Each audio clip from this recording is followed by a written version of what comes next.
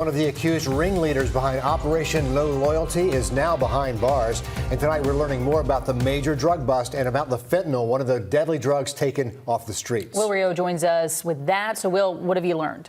Well, the Richmond County Sheriff's Office tells us Operation No Loyalty was one of the largest fentanyl drug busts in Augusta ever. Now, the amount of fentanyl recovered could be as lethal as a weapon of mass destruction. The Sheriff's Office says these drugs could impact every neighborhood in the CSRA.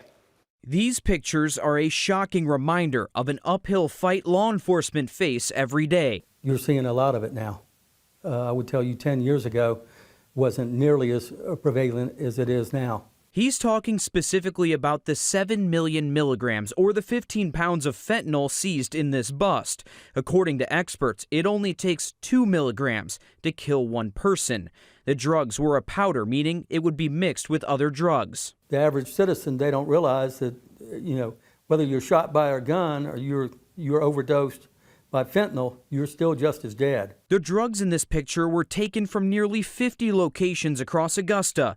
The Sheriff's Office says it's coming in on commercial vehicles, trucks, up and down the I-20 corridor. We try to go all the way to the chain of where it was actually made at.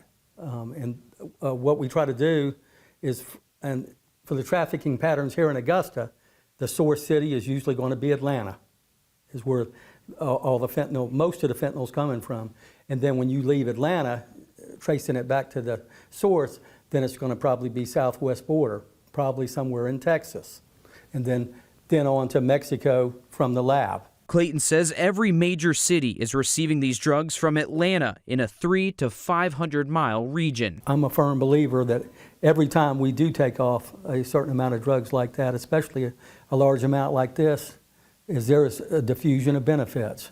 And it's saving lives. And saving lives. Now, of the 57 people arrested in this bust, 21 of them were between the ages of 18 to 25. Clayton says these gangs often target young people in low-income areas. The Richmond County Sheriff's Office tells us they are continuing to track down suspects in this operation. Of course, we'll keep you updated as this case moves forward.